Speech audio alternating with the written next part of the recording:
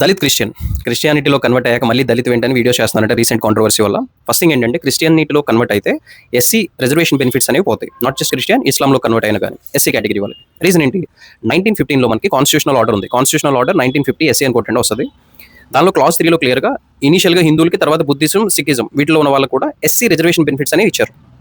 But ఎప్పుడైతే నువ్వు Christianity, ఇస్లాంలో కన్వర్ట్ అవుతావు ఆ బెనిఫిట్స్ ఇవ్వము అన్నారు. ఎందుకంటే ఈ రిలీజన్స్లో ఈక్వాలిటీ అనే కాన్సెప్ట్ ఉంటుంది, అసలు కాస్ట్ సిస్టమే లేదు. సో మీరు అందులోకి వెళ్ళిన తర్వాత మీకు ఎటువంటి సఫరింగ్ ఉండదని. సో ఇప్పుడు ఎస్సీ కమ్యూనిటీ అడిగిన ఆబ్వియస్ క్వశ్చన్, నాకు నచ్చి ఒక రిలీజన్లోకి నేను చేంజ్ అయితే నాకు ఇన్ని రోజుల నుంచి జరిగిన సఫరింగ్ అనేది ఓవర్ నైట్ పోతుందా? సో రిజర్వేషన్ కావాల్సిందే అని వాళ్ళు అడిగారు. ఛాలెంజ్ చేశారు సుప్రీంకోర్టులో. తర్వాత సుప్రీంకోర్టు గవర్నమెంట్కి డైరెక్షన్ ఇస్తే చాలా కమిటీస్ వేశారు. బట్ ఎవరు కూడా కన్క్లూజివ్గా ఇచ్చేయలేకపోయారు. వెరీ రీసెంట్లీ 2022లో జస్టిస్ బాలకృష్ణన్ గారి దీనిలో ఒక 3 మెంబర్ కమిటీని వేశారు. వాళ్ళ రిపోర్ట్ కూడా 1 వీక్ బ్యాక్ రెడీ అయింది. పార్లమెంట్కి సబ్మిట్ చేస్తారు ఇప్పుడు మాన్సూన్ సెషన్లో. చేసిన తర్వాత దాని మీద గవర్నమెంట్ ఇచ్చే రిప్లైని బట్టి ఒక ఫైనల్ సెటిల్మెంట్ అనేది వస్తుంది ఈ పొజిషన్ మీద, అంటే కన్వర్ట్ అయితే వస్తుంది అనేది. ఇది ఎందుకు చెప్తున్నాను అంటే ఈ రిపోర్ట్ అన్నింటిలో కూడా మీకు reference term Dalit Christian, Dalit Muslim అనే యూజ్ చేశారు ఇంతకుముందు, ఇప్పుడు కూడా. Right, follow me for more.